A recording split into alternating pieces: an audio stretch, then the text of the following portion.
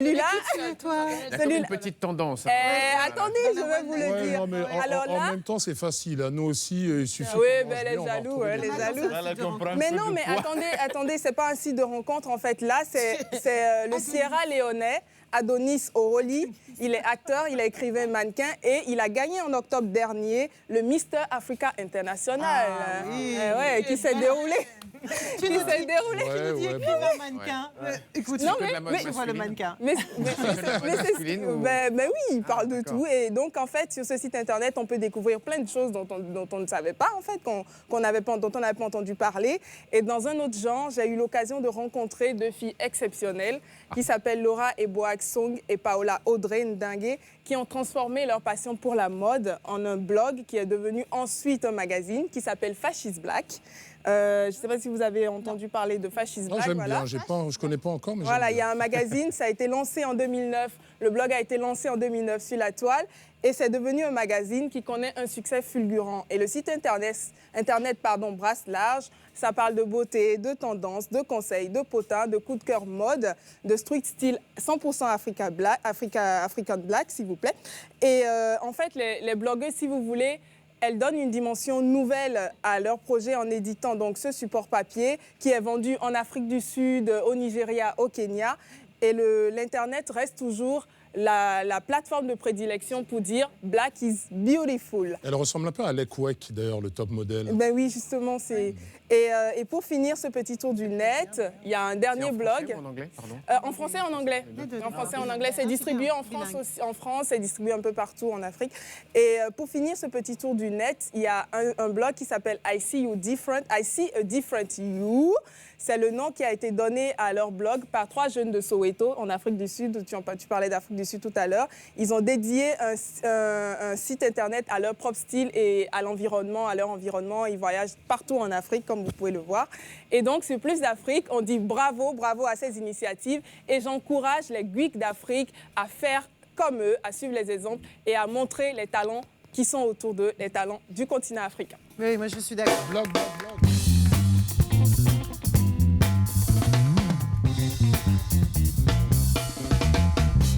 Alors, blog, oui, mais en plus du blog, il y a quand même des bonnes choses sur la toile. Exactement, il y a toujours de bonnes choses sur la toile et je vous encourage aussi à penser au concours Plus de reporters pour plus d'Afrique, Plus de reporters pour plus d'Afrique, le concours qui va être bientôt lancé. Et en allant sur la page Facebook de l'émission, vous pourrez nous envoyer vos coups de cœur, vos tendances, les stylistes dont vous avez envie de parler, les mouvements de la rue. Et ainsi, un jour sur Plus d'Afrique, ce sera vous, le reporter. Devenez chroniqueur avec vous, avec surtout nous, dans Plus d'Afrique, dans les salles de gym. Pourquoi devenez?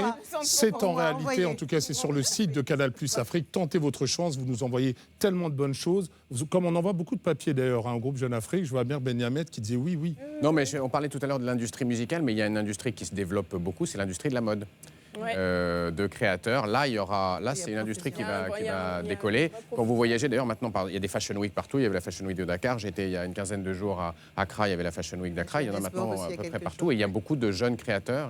Qui se mettent en place et il y a beaucoup de matières d'Afrique, de tissus d'Afrique qui sont utilisés un peu partout. Mais il manque, et tu nous le dis souvent dans tes chroniques, il manque encore ces fameux circuits de distribution. Donc c'est là qu'on a besoin des hommes d'affaires africains. Ça va venir puisqu'on voit aussi les circuits de distribution se structurer dans l'alimentaire, mais maintenant dans l'habillement. Donc ça va... Oui, et puis, mais la mode n'est pas accessible à tous, quand même, Amir Benhamed. Parfois, elle est encore très chère sur le continent. Oui. C'est une question. Non, c'est un fait, justement. C'est quelque chose qui doit vous interpeller aussi. Oui, mais enfin, on a parlé tout à l'heure de cette classe moyenne. On avait dit que dans les 10 dernières années, il y a 31 millions de personnes à peu près qui, en Afrique subsaharienne, font partie de la classe moyenne. Aujourd'hui, c'est eux qui vont être les clients de cette industrie de... Oui, et puis il faut être logique. Ils savent acheter du côté des États-Unis. Et on sait acheter de la marque. On peut aussi acheter de la belle marque africaine. La preuve, le beau boubou de vieux Farka Touré, d'ailleurs, qui fait le malin avec. C'est pas les mêmes mesures, sinon on lui aurait pris. Voilà. On va poursuivre cette émission en entrant dans la case des artistes africains. Vous le savez, chaque semaine, c'est une découverte. Ce sont des créateurs, des gens comme Vichwas, que vous avez découvert la semaine dernière. Prisca le connaissait, alors elle fait la maline. Depuis la RDC, eh bien là, nous allons partir du côté du Burundi, la terre des maîtres tambours. C'est une tradition qui se transmet et vous allez voir qu'avec la formation Intana, ça déménage, direction Bujumbura.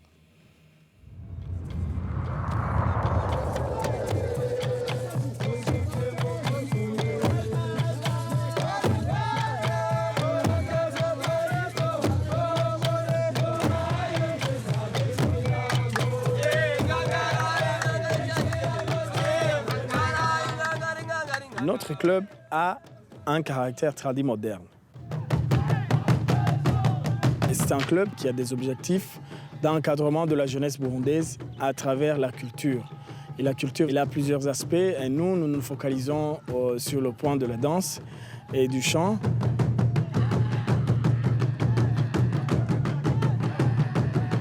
On s'est appelé les Inatana parce que les Inatana est en français. Ça signifie les inséparables.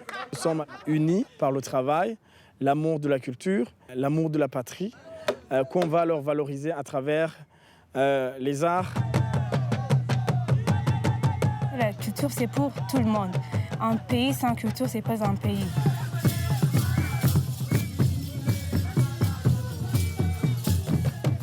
Je suis chanteur, compositeur, je suis percussionniste aussi. Nous sommes sollicités parce que nous avons des jeunes qui ont beaucoup de talent.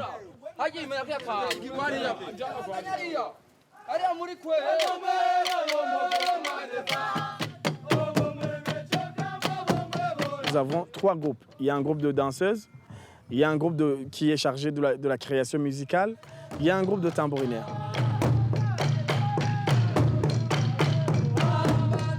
C'est montrer aux étrangers que nous aussi, nous sommes capables à faire de bonnes choses.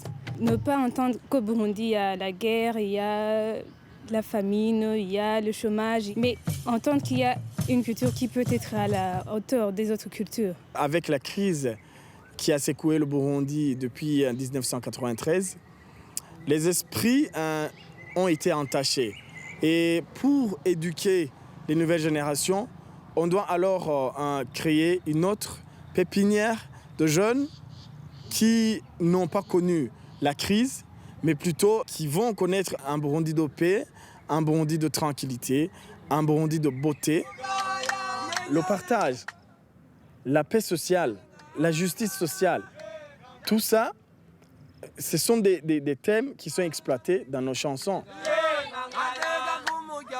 Je reste convaincu que nous, les artistes, c'est nous qui allons changer les choses. L'art transforme les peuples qui œuvrent à la conquête de la planète. Inatana depuis le Burundi, mais également tout le continent africain représenté lors du CEO Forum qui se tiendra les 20 et 21 novembre prochains. C'est à Genève sous l'égide de l'hebdomadaire Jeune Afrique dont est venu nous parler ici le vice-président du groupe, Amir Benyamed. Merci infiniment. Rendez-vous donc là-bas. Canal+ Afrique est très heureux d'accompagner cette initiative. Une initiative sur laquelle vous pourrez pas mal de renseignements en cliquant sur le site internet. N'hésitez pas non plus à nous faire part de vos coucou, vos clins d'œil sur la page de Plus d'Afrique où le concours Plus de reporters vous attend. Envoyez-nous vos créations. On sait que vous trépignez d'impatience. Et Prisca, Maryse, Tatiana Rougeau et toute l'équipe sait que vous serez forcément très créatifs. Et puis la création, c'est également le nouvel opus de Vieux Farka Touré et Dan Rachel. Maryse me l'a piqué de Tel Aviv Sessions en tournée dans toute l'Afrique avec les centres culturels français. Vieux Farka Touré, il va au Ghana, il va en Afrique du Sud, il va partout, il se balade avec sa guitare. Et c'est avec lui qu'on va vous donner une partie de la route. Vous retrouverez donc notre émission vendredi prochain, ce sera à 20h30. UTC. Merci à toutes nos équipes techniques, éditoriales. Merci à Amir Benyamed. Merci Vieux Farka Touré. Et à la semaine prochaine. Salut.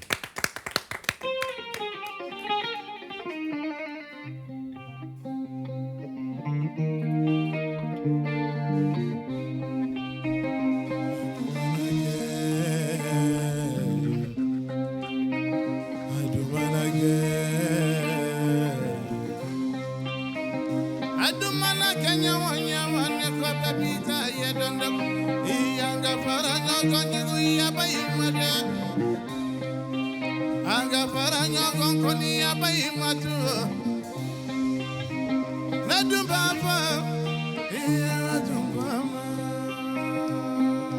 Merci.